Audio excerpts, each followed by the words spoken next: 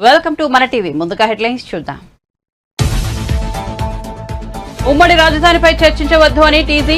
Cabinet meeting కు EC షరతు. Cabinet meeting కు షరతులు విధించిన ఈసీ జూన్ 4 లోపు చేయాల్సిన అత్యవసర విషయాలపైనే చర్చించాలని కండిషన్. రైతు రుణమాఫీపై చర్చించవద్దని షరతు.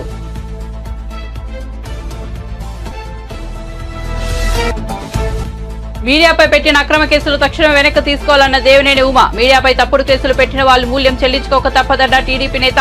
కంచెలపాలెం పోలీసుల తీరును దేశమంతా చూస్తోందని వ్యాఖ్య.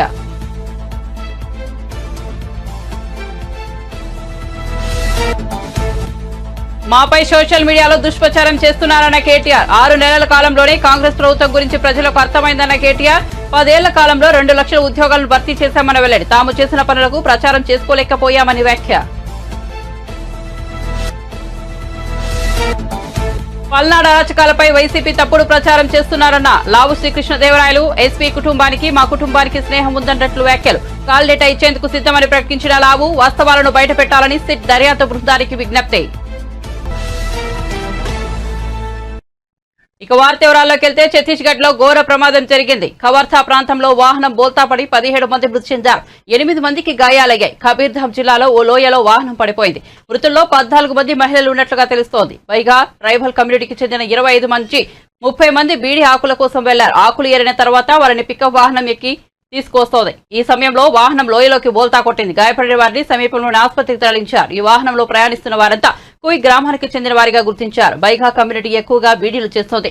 బీడీ ఆకు కోసం వీరు అడవులకు వెళ్తుంటారు. ఈ ఆకులు మార్చి నుంచి మే మధ్య వస్తాయి.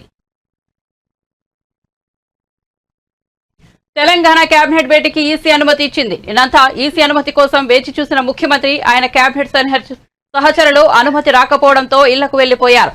ఈసీ అనుమతి లభించకపోవడంతో కాసేపట్లో కేబినెట్ భేటీ అవుతోంది. అయితే ఈ భేటీకి ఈసీ కొన్ని షరతులు విధించింది. కేవలం జూన్ 4 లోపు చేయాల్సిన అత్యవసర విషయాలపైనే చర్చించాలని కండిషన్ పెట్టింది. ఈ నేపథ్యంలో విద్యాసంస్థల్లో వసతులు, ధాన్యం కొనుగోలు, మేడిగడ్డ బ్యారేజ్ తదితర ప్రధాన అంశాలపై కేబినెట్ మీటింగ్ లో చర్చ జరగనుంది. మరోవైపు ఉమ్మడి రాజధాని, రైతు రుణమాఫీ అంశాలపై చర్చించవద్దని ఈసీ స్పష్టం చేసింది.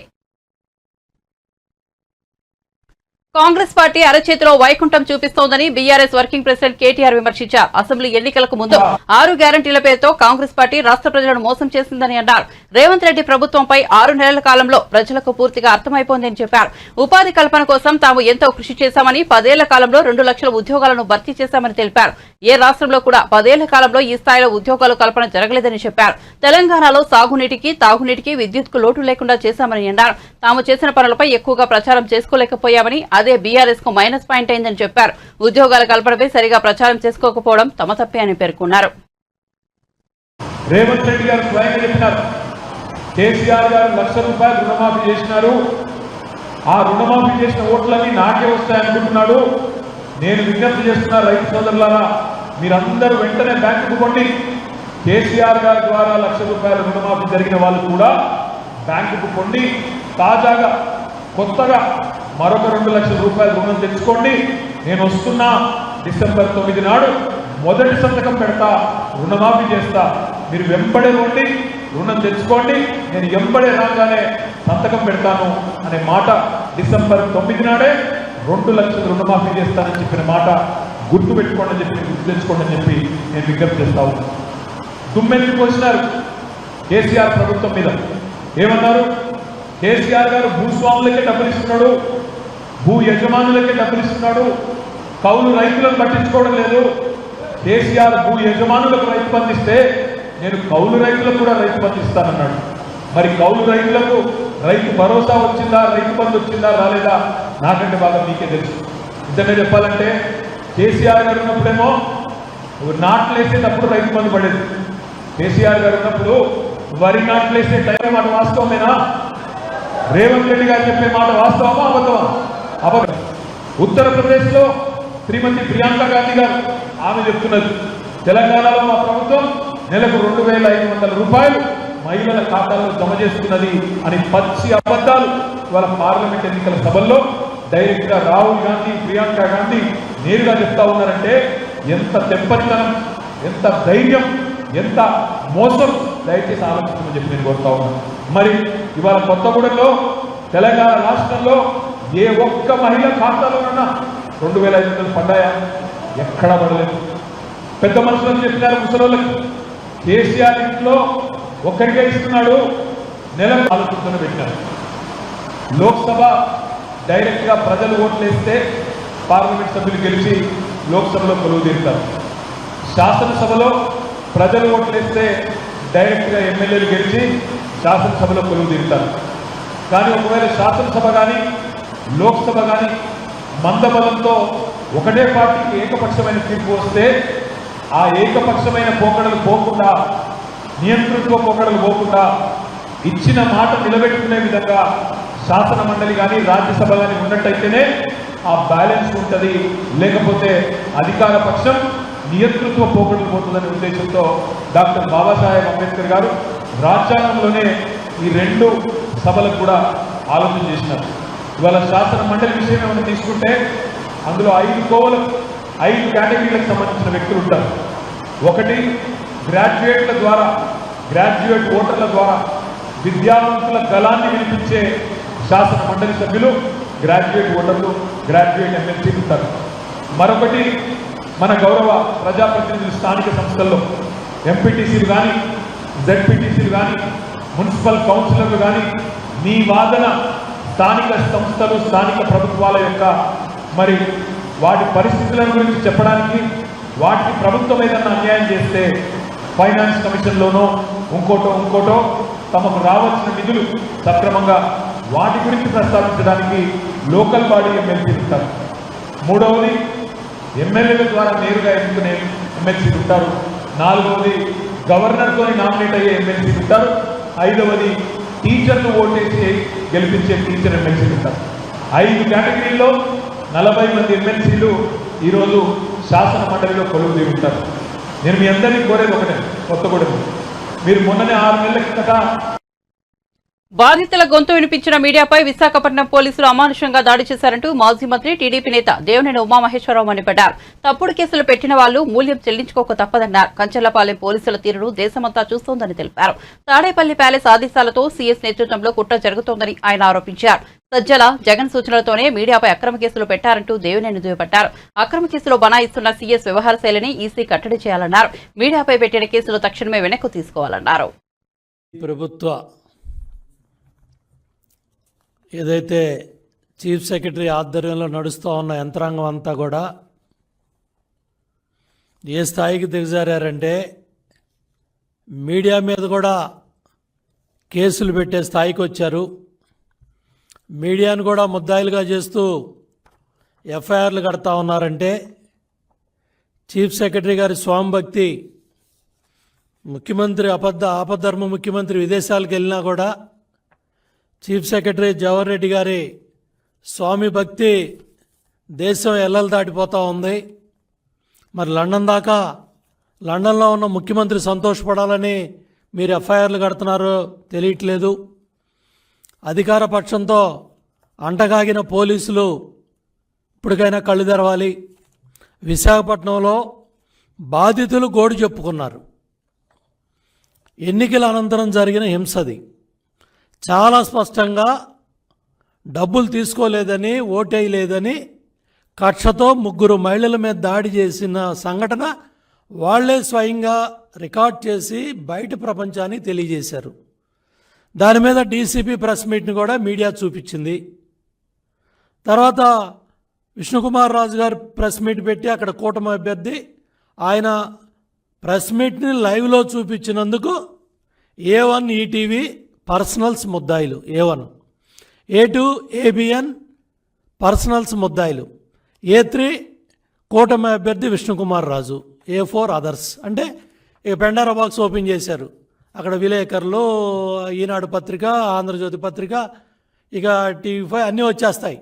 అంటే ఎటుపోతా ఉంది? మీరు మీడియా మీద దాడి చేస్తూ మీడియా స్వేచ్ఛ మీద దాడి చేస్తూ బాధితులకు గొంతు వినిపించకూడదా? అది నేరమా? అన్యాయాన్ని వివరిస్తే వర్గాల మధ్య శత్రుత్వం పెంచటమా? అంటే ఎటు తీసుకెళ్తా ఉన్నారు? ఏమవుతా ఉంది? పోలీస్ వ్యవస్థను భ్రష్టు పట్టిస్తూ ఉన్నారు టోటల్గా. ఒకప్పుడు 5 సంవత్సరాలు చంద్రబాబు నాయుడు గారి పరిపాలనలో పోలీస్ వ్యవస్థకు ఏ విధంగా పేరు వచ్చింది, ఇవాళ మీరు ఏ స్థాయికి వెళ్ళిపోయారంటే మీడియా మీద పెట్టిన సెక్షన్లు కూడా చూస్తూ ఉంటే ఆశ్చర్యంగా ఉంది. సమన్స్ 91 సిఆర్పిసి కింద రమ్మని ఈరోజు సమన్స్ ఇచ్చారు. Crime number 186/2024 under section 153A, 188, 505(2), 120B అంటే conspiracy, criminal conspiracy, 120B red with 34 IPC section 3132B red with, మళ్ళీ MCC model code of conduct ఈ రూల్స్కి అగైనెస్ట్ అని మళ్ళీ అదొక సెక్షన్ పెట్టారు. Section 125 RPA 151 registered at Kanchelapalem police station Visakhapatnam. Kanchelapalem police యొక్క ఖ్యాతి రాష్ట్రం దాటి దేశం అంతా కూడా వెళ్ళిపోతూ ఉంది. అంటే మీ స్వామి భక్తి నిరూపించుకోవటానికి, మీడియా గొంతు నొక్కటానికి ఇవాళ ఏ ఛానల్స్ అయితే జరిగిన వాస్తవాలన్నీ కూడా ప్రజల ముందు పెట్టి మీ దుర్మార్గాలు, మీ దాళ్ళు, మీ అమానుషాలు, ఎన్నికల అనంతరం హింసని అంతా ఎప్పటికప్పుడు తెలియజేసినందుకు కక్షగట్టి సిఎస్ ఆధ్వర్యంలో, చీఫ్ సెక్రటరీ ఆధ్వర్యంలో ఇవాళ కంచెలపాలెం పోలీస్ స్టేషన్ సంబంధిత అధికారులు, డీసీపీ సత్యబాబు, నీ పాత్ర చాలా అత్యుత్సాహంగా ఉంది. అక్కడ డీసీపీ పాత్ర కూడా, అక్కడ పోటీ చేసిన అభ్యర్థి మాట విని ఇవన్నీ డీసీపీ సత్యబాబు ఆధ్వర్యంలో ఇవాళ మీడియా స్వేచ్ఛ మీద దాడి చేస్తూ నువ్వు అడ్డగోలుగా ఎఫ్ఐఆర్ కట్టావంటే దీని మీద ఇమీడియట్గా సిట్ దృష్టి పెట్టాలి, ఎలక్షన్ కమిషన్ స్పందించాలి. ఈరోజు ఎలక్షన్ కమిషన్ కూడా కలిసి దీని మీద కంప్లైంట్ కూడా ఇస్తాం. ఎలక్షన్ కమిషన్ స్పందించాలి, సిట్ దీని మీద దృష్టి పెట్టాలి, డీజీపీ దీని మీద వివరణ ఇవ్వాలి. ఇది కంప్లీట్గా చీఫ్ సెక్రటరీ ఆధ్వర్యంలో జరుగుతుంది. సిఎస్ జవహర్ రెడ్డి బాధ్యత తీసుకోవాలి. ఈరోజు కూడా డీజీపీ అధికారం నడుస్తున్నట్టు మాకు కనపట్టలేదు. తాడేపల్లి కొంప ప్యాలెస్ నుంచి కానీ ఎక్కడైతే ఇక్కడి నుంచి రిలీవ్ అయిన అధికారులు ధనంజయ రెడ్డి, ముఖ్యమంత్రి సెక్రటరీ, అదేవిధంగా ఆంజనేయులు, ఇంటెలిజెన్స్, ఈ తీసేసిన తహసీల్దార్లు అంతా కలిసి రఘురామరెడ్డి కావచ్చు. ఎన్నికలకు ముందు ప్రియాంక, రాహుల్ గాంధీ, రేవంత్ రెడ్డి ఇలా ఎవరు ఇచ్చిన హామీ కూడా అమలు కాలేదని బీఆర్ఎస్ సీనియర్ నేత హరీష్ రావు అన్నారు. దేవరకొండ మాజీ ఎమ్మెల్యే రవీంద్ర కుమార్ తండ్రి కాళీలేరు నాయక్ ఇటీవల మృతి చెందారు. హరీష్ రావు దేవరకొండకు వెళ్లి వారి కుటుంబాన్ని పరామర్శించారు. ఈ సందర్భంగా దేవరకొండలో ఏర్పాటు చేసిన మీడియా సమావేశంలో మాట్లాడుతూ టీచర్లపై లాఠీలు, బడుగు జీవులకు జూడా హామీలు, ఇది రేవంత్ రెడ్డి పాలన అని విమర్శించారు. కాంగ్రెస్ 100 రోజుల హామీ అమలు కాలేదన్నారు. విద్యార్థులకు భరోసా కార్డు లేదు, స్కూటీ ఇవ్వలేదు, నిరుద్యోగ వృత్తి రాలేదని మండిపడ్డారు. నిరుద్యోగ వృత్తిపై ఉప ముఖ్యమంత్రి బట్టి విక్రమార్క చేతులెత్తేశారన్నారు. ఉద్యోగులకు 3 డిఏలు అన్నారని, కానీ ఒక్క డిఏ కూడా విడుదల చేయలేదని విమర్శించారు. తెల్లారి దొడ్డువాడ్లకు బోనస్ లేదని సావు కబురు సల్లగా చెప్పారని చెప్పారు. ఈ మాట డబ్బాల కొట్టు పడకుండా చెప్తే రైతులు తమ సంగతి చూపిద్దారు. తెల్లారే చెప్పిండు డబల్ సీలేక. అది ముందు ఎందుకు చెప్పలేమని? మీ మేనిఫెస్టోలో మీరు దొడ్డు వడ్లకు ఇయ్యమని చెప్పారా? రాష్ట్రంలో వడ్లకు మేము 500 బోనస్ ఇస్తాము, 2500కు వడ్లు కొంటాము అని మీరు చెప్పారు ఆ రోజు. కానీ ఈరోజు ముఖ్యమంత్రి గారు బోనస్ విషయంలో చేతులు ఎత్తేసాడు. సన్న రకాలకే బోనస్ అంటున్నాడు.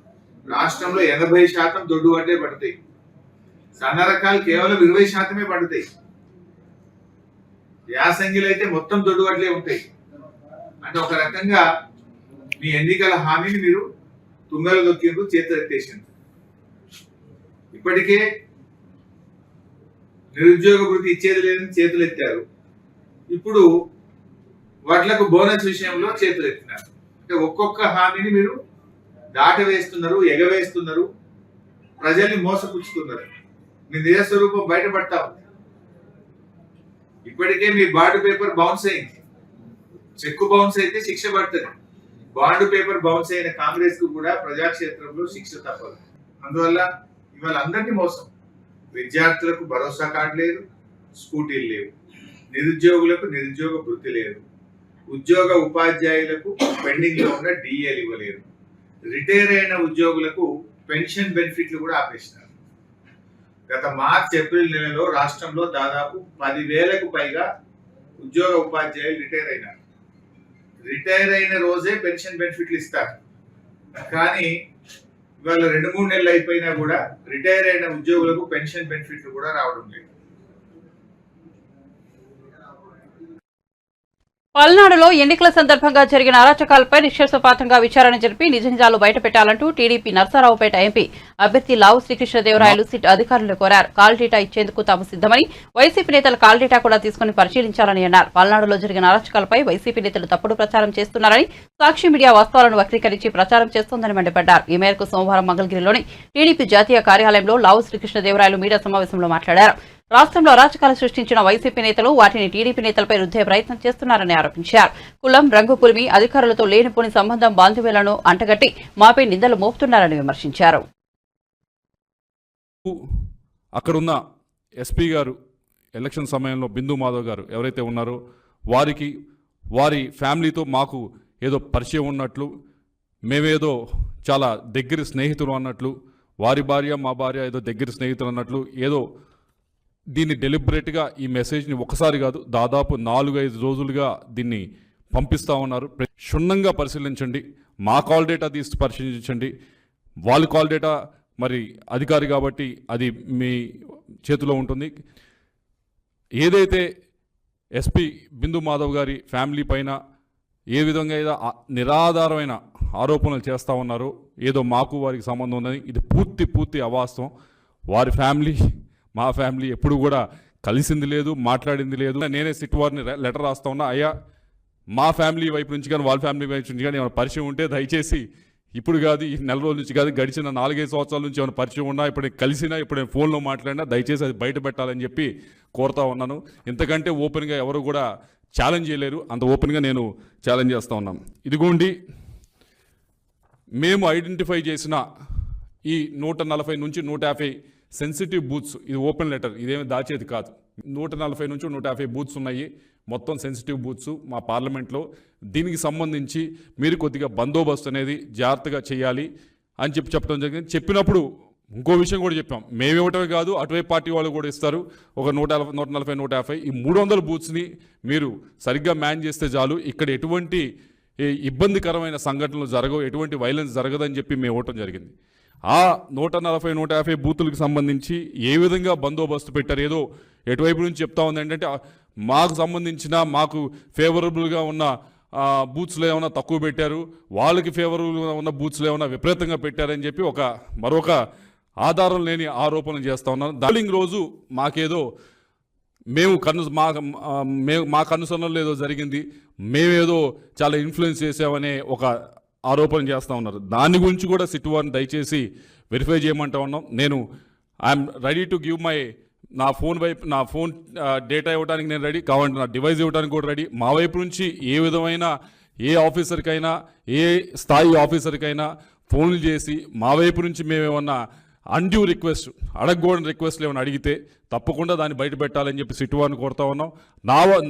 నా వరకే కాదు, నా చుట్టుపక్కల ఆ రోజు ట్రావెల్ చేసిన వారి అందరికీ కూడా మీరు దయచేసి కాల్ డేటా రికార్డ్ చేయండి, తీసుకొని వాటిని వెరిఫై చేసి ఇవన్నీ కూడా బయట పెట్టాలని చెప్పి కోరుతా ఉన్నాం. దీన్ని ఏదో అనవసరంగా ఎలక్షన్ సమయంలో అనవసరంగా మన చేతిలో లేని విధంగా జరిగిన దానికి ఇదేదో పూర్తిగా మేమే చేసాం, ఎంపీగా ఉండి నేనే చేశానని చెప్పి నా పైన ఆరోపణలు చేయటం కానీ, దానికి ఒక కులం రంగు పూయటం కానీ, ఈ విధంగా గడిచిన 4-5 రోజుల నుంచి కూడా అధికార పక్షం ఏదైతే ఉందో వైఎస్ఆర్ కాంగ్రెస్ పార్టీ అది చేస్తూ ఉంది. ఇది ముమ్మాటికి తప్పి. నేను గడిచిన 5 సంవత్సరాల నుంచి కూడా నరసరావుపేట ప్రజలు, పల్నాడు ప్రజలు నన్ను చూశారు, ఏ విధంగా బిహేవ్ చేశాను, ఏ విధంగా ముందుకు వెళ్ళానని చూశాను. ఎవరైనా మిగతా వాళ్ళు 2+2, 3+2 గన్మెన్లు పెట్టుకొని తిరిగారు. కనీసం నేను గన్మెన్లు కూడా నేను వద్దంటే తప్పక ఒక గన్మెన్ ఇచ్చి నాకు ఇప్పించడం జరిగింది ఆ రోజు ఎస్పీ గారు. నేను ప్రశాంతంగా చాలా ఫ్రీగా జనంతో కలిసి తిరగటం జరిగింది. అలా తిరిగే మనిషికి మీరు అనవసరంగా ఇటువంటి ఆపాదించడం అనేది కరెక్ట్ అయిన విషయం కాదు.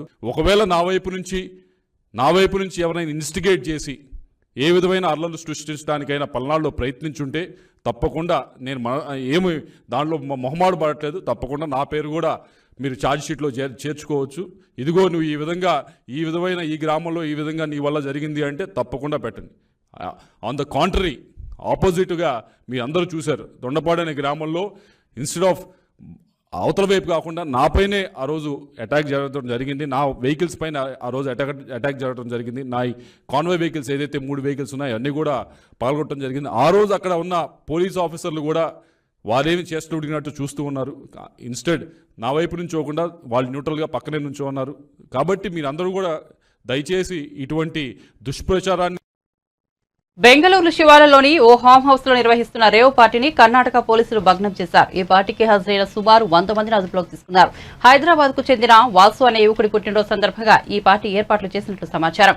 ఆదివారం సాయంత్రం మొదలైన పార్టీకి తెలుగు రాష్ట్రాలకు చెందిన సినీ రాజకీయ ప్రముఖులు పలువురు హాజరైనట్టు తెలుస్తోంది.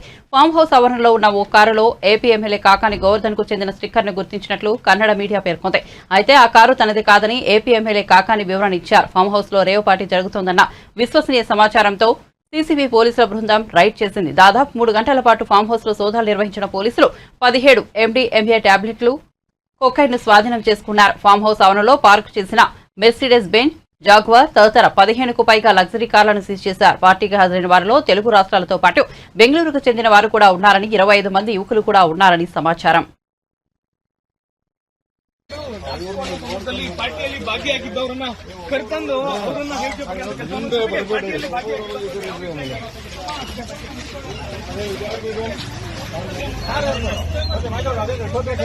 ಇದೆಯಾ ಅದು ತಾರ್ದು ಬಾ ಮುಂದಕ್ಕೆ ಬಾ ಮತ್ತು ಸುಮಾರು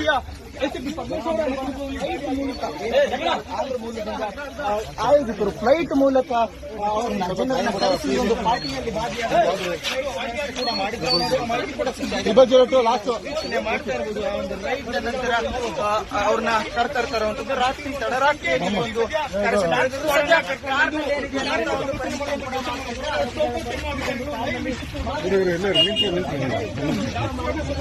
ನಮ್ಮವ್ರು ಮಾಡ್ಕೊಡ್ರಪ್ಪ ನಮ್ಮವ್ರು.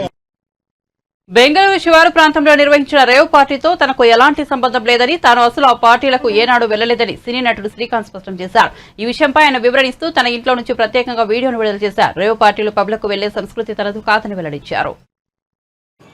మా ఇంట్లోనే ఉన్నాను, హైదరాబాద్లో ఉన్నాను. సో నేను విన్నాను పొద్దున్నుంచి, నాకు ఫోన్లు రావడం జరిగింది. నేను కూడా వీడియో క్లిప్ చూశాను. మన మీడియా మిత్రులు చాలామంది నన్ను అడిగి క్లారిఫై చేసుకున్నారు. వాళ్ళ దాంట్లో రాలేదు నాకు తెలిసి. చాలా ఇట్లా శ్రీకాంత్ ఇలా బెంగళూరులో రేవ్ పార్టీకి వెళ్ళాడు, హేమ వెళ్ళింది, ఈ టైప్లో ఏవో వచ్చినాయి. లేదా నాకు నవ్వు వచ్చింది. ఇంట్లో వాళ్ళంతా నవ్వుకున్నాం. ఇదేంటిది, మొన్న ఏమో విడాకులు ఇప్పించేశారు నా భార్యతో, ఈరోజేమో రేవ్ పార్టీలకి వెళ్ళాడు అని చేసినాయి. కానీ ఒకటి, వాళ్ళు కొంచెం తొందరపడ్డంలో ఇది లేదనిపించింది. ఎందుకంటే వాడెవడో, అతను ఎవరో కానీ కొంచెం నాలాగా ఉన్నాడు. వాడు కొంచెం ఇలా కప్పుకొని, అది గెడ్డం ఉంది, బట్ ఇప్పుడు గెడ్డం నాకు లేదు అని, బట్ గెడ్డంతో నేను షాక్ అయ్యాను. ఇదేంటిది నాలాగా ఉన్నాడు ఏంటి అని నేనే షాక్ అయ్యాను. సో దయచేసి ఎవరు నమ్మొద్దు. ఎందుకంటే రేవ్ పార్టీలకి వెళ్ళే కల్చర్ నాది కాదు, పబ్ కల్చర్ మనిషిని కాదు నేను. ఒక్కోసారి బర్త్డే పార్టీలకి వెళ్తాము, ఒకవేళ తెలియకుండా ఏదైనా వెళ్ళినా ఒక హాఫ్ అన్ అవర్ నుండి వచ్చేస్తాం తప్పితే అటువంటి ఏమీ లేదు. రేవ్ పార్టీ ఎలా ఉంటుందో కూడా నాకు తెలియదు. సో దయచేసి ఎవ్వరూ ఈ విషయాన్ని నమ్మొద్దు. హ్యాపీగా నేను హైదరాబాద్లో ఉన్నాను, మా ఇంట్లోనే. ఇప్పుడు మా ఇంట్లో నుంచే నేను ఇది చేస్తున్నాను. సో దయచేసి మీడియా మిత్రులందరికీ కూడా నేను చెప్పేది ఏంటంటే, ఏ విషయం కరెక్ట్గా తెలుసుకోకుండా మీరు కూడా థంబ్నైల్స్ పెట్టేసేసి నా బొమ్మ వేసేసి రేవ్ పార్టీలో పట్టుబడ్డ శ్రీకాంత్ ఈ టైప్లో వేస్తున్నారు. కాబట్టి దయచేసి ఎవరు నమ్మొద్దు. అది అతను అలాగా ఉన్నాడు అనే ఒక విషయంలో మీరు పొరపాటు పడి ఉంటారని నేను అనుకుంటున్నాను. దయచేసి అది నేను కాదు. Thank you. ఇటువంటివన్నీ కూడా నిజంగా కొంతమంది వాళ్ళందరికీ నిజంగా థ్యాంక్స్ చెప్పుకుంటున్నాను నేను.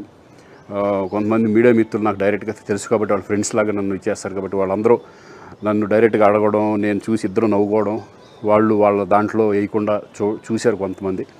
వాళ్ళందరూ కూడా నేను థ్యాంక్స్ చెప్పుకుంటున్నాను. దయచేసి ఇవన్నీ నమ్మొద్దు.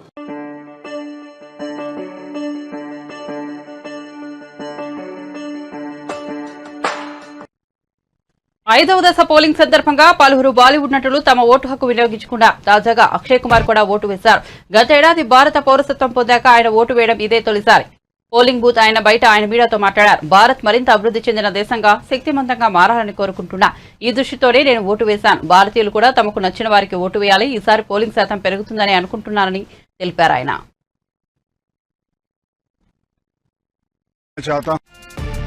बढ़िया लग रहा है। आज आपने मतदान किया है, क्या संदेश देंगे देशवासियों को? बस मैं यही कहना चाहूंगा, मैं चाहता हूं कि मेरा भारत जो है वो विकसित रहे, वो मजबूत रहे एंड बस उसी को दिमाग में रखते हुए मैंने वोट किया और उसी हिसाब से पूरा भारत वोट करे जो उनके दिमाग में सही लगे। मुंबई में कम लोग मतदान करने के लिए निकलते हैं, उनके लिए क्या संदेश? अभी तो चालू हुआ है, तूने पहले ही बोल दिया।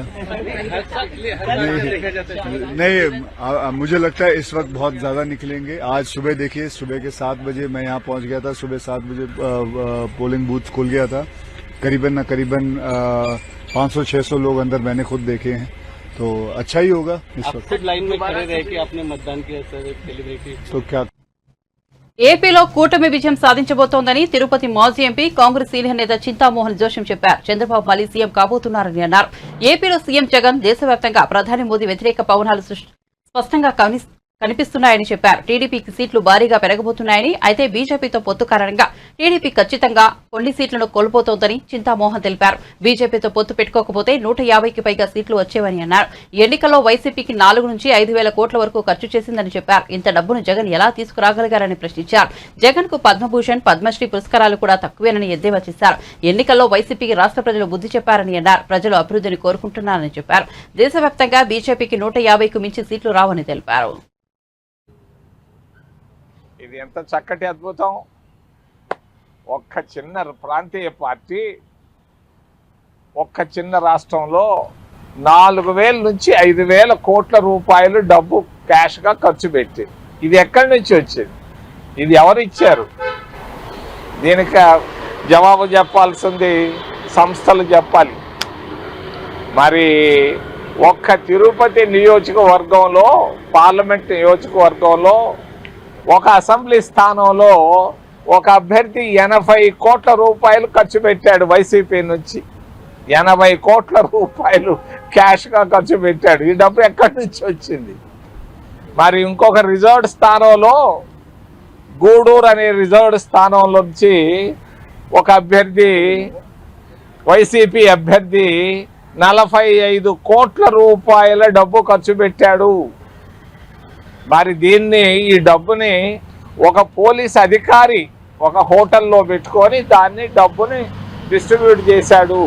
అంటే ఇక్కడ అన్నీ తెలిసి కూడా అన్ని వ్యవస్థలు విఫలమవుతున్నాయి. ఎలక్షన్ కమిషన్ పూర్తిగా బలహీనపడిపోతా ఉంది. పోలీసు వ్యవస్థ కూడా దొంగలను పట్టుకోవాల్సినటువంటి పోలీసులు వాళ్లే దొంగతనాలు చేస్తుంటే ఇక పోలీసు వ్యవస్థను గురించి చెప్పాల్సిన అవసరం ఏముంది?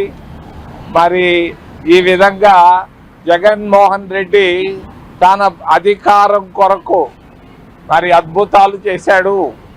మరి ఈ 4,000-5,000 కోట్ల రూపాయల డబ్బు ఎలా తీసుకొచ్చాడు ఎలక్షన్లోకి? ఇది చాలా ఆయనకు నిజంగా ఒక మంచి పద్మశ్రీ అవార్డు, పద్మవిభూషణ్ అవార్డు ఇవ్వాలి. జాతీయ పార్టీ అయినటువంటి కాంగ్రెస్ పార్టీ కూడా భారతదేశం మొత్తంలో 5% కూడా ఖర్చు పెట్టలేకపోయింది, మొత్తం అంతా కలిసి. మరి ఈ విధంగా అధికారంలోకి వచ్చేదానికి అనేకమైన అక్రమాలు, అవినీతి చేసుకుంటూ వెళుతూ ఉంది. ముఖ్యంగా వైసీపీ పార్టీ వాళ్ళ పేపర్లో ఈరోజు నేను చూశాను, వాళ్ళు చెప్పారు మేము అధికారంలోకి వస్తున్నామని. చాలా విషయాలు తెలియదు చాలా మందికి. ఈరోజు ఆంధ్రప్రదేశ్ రాష్ట్రంలో anti Jagan, anti Modi wave కనపడతా ఉంది, స్పష్టంగా కనిపించింది. ఎవ్వరూ ఆయన ఇష్టపడటం లేదు. ఆంధ్రప్రదేశ్ రాష్ట్రంలో ఖచ్చితంగా జగన్మోహన్ రెడ్డి ఓడిపోవడం ఖాయం ఖాయం ఖాయం అని తెలియజేస్తూ మరి ఆయన్ని పెంచి పోషిస్తున్నటువంటి మహాగణుడు మోడీని గురించి కూడా, భారతీయ జనతా పార్టీని గురించి కూడా ఒక విషయాన్ని చెప్పదలుచుకున్నాను. ఆయన పతనం ప్రారంభమైంది. ఆయనకి ఎట్టి పరిస్థితుల్లో 150 సీట్ల కంటే ఒక్క సీటు కూడా ఎక్కువగా రాదు. కాంగ్రెస్ పార్టీ అధికారంలోకి రావడం ఖాయం. కాంగ్రెస్ పార్టీ ప్రభుత్వాన్ని ఏర్పాటు చేయడం కూడా ఖాయం. నేను ఇంకొక విషయాన్ని గురించి కూడా రహస్యాన్ని చెప్తున్నాను. కాంగ్రెస్ పార్టీ అప్పుడే ఎవడు హోమ్ మినిస్టర్గా ఉండాలి, ఎవడు ఆర్థిక మంత్రి. బులెటిన్ ముగించే ముందు హెడ్లైన్స్ మరోసారి చూద్దాం. ఉమ్మడి రాజధానిపై చర్చించవద్దు అని టీసీ కేబినెట్ మీటింగ్ కు ఈసీ షరతు. కేబినెట్ మీటింగ్ కు షరతులు విధించిన ఈసీ జూన్ 4 లోపు చేయాల్సిన అత్యవసర విషయాలపైనే చర్చించాలని కండిషన్. రైతు రుణమాఫీపై చర్చించవద్దని షరతు.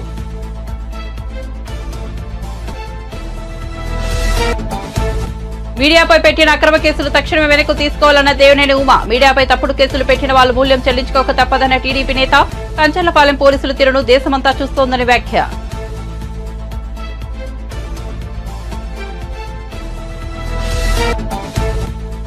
మాపై సోషల్ మీడియాలో దుష్ప్రచారం చేస్తున్నారన్న కేటీఆర్. 6 నెలల కాలంలో కాంగ్రెస్ ప్రభుత్వం గురించి ప్రజలకు అర్థమైందన్న కేటీఆర్. 10 ఏళ్ల కాలంలో 2 లక్షల ఉద్యోగాలను భర్తీ చేశామని వెల్లడి. తాము చేసిన పనులకు ప్రచారం చేసుకోలేకపోయామని వ్యాఖ్య.